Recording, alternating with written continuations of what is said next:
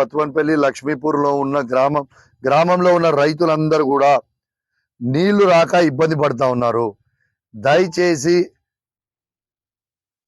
గౌరవ ఈ ప్రభుత్వంని అధికారులని నేను కోరుతా ఉన్నాను. 22A 22B నుంచి దయచేసి నీళ్లు వెంటనే విడుదల చేయాలని నేను డిమాండ్ చేస్తా ఉన్నాను. మీరు చేయకపోతే మేము పెద్ద ఎత్తున ధర్నాకి అక్కడ దిగాల్సిన పరిస్థితి వస్తుందని చెప్పి సందర్భంగా మీకు తెలియజేస్తా ఉన్నాం రైతులతోని.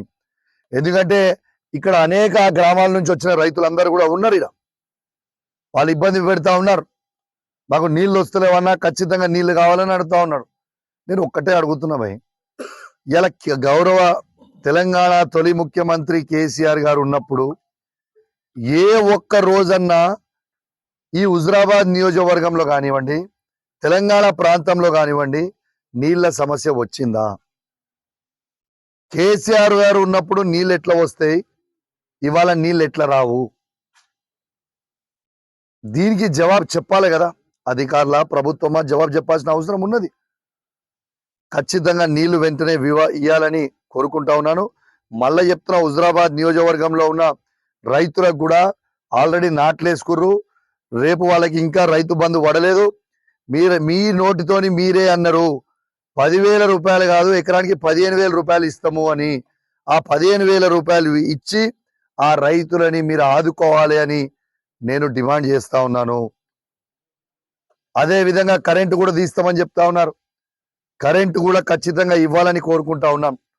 దాని తర్వాత ఇవాళ దళిత బంధు కూడా, ఇవాళ హుజురాబాద్ నియోజకవర్గంలో తెలంగాణ తొలి ముఖ్యమంత్రి కేసీఆర్ గారు ఓ పైలట్ ప్రాజెక్ట్ గా దళిత బంధు తీసుకొని ప్రతి దళితునికి 10 లక్షల రూపాయలు ఇస్తే ఇవాళ సాచురేషన్ మోడ్ లో హుజురాబాద్ నియోజకవర్గంలో ఇచ్చినాం.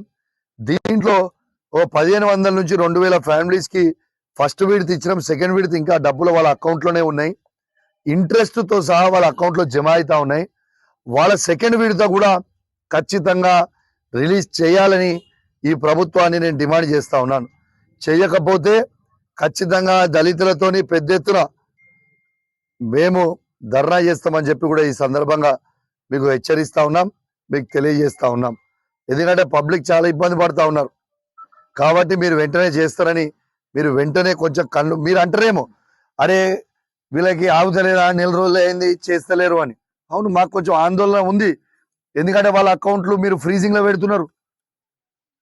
ఇలా ఇంకా రైతు బంధు మేమన్నది కాదు, మీరనే మీకు గుర్తు చేస్తున్నాం మేము. ఇలా 9వ తారీఖు మీరు ఆ రోజు ఏమన్నారు ఎన్నికలలో, 9వ తారీఖు నేను ముఖ్యమంత్రి అవుతున్నా, మీకు రైతు బంధు ఇస్తా అన్నాడు, రుణమాఫీ చేస్తా అన్నాడు. ఇవన్నీ చేయాలని నేను డిమాండ్ చేస్తూ 6 గ్యారెంటీలు కూడా అన్ని కూడా కొంచెం ప్రాసెస్ చేయాలని కోరుకుంటూ సెలవు తీసుకుంటా ఉన్నాను. జై తెలంగాణ, జై కేసీఆర్.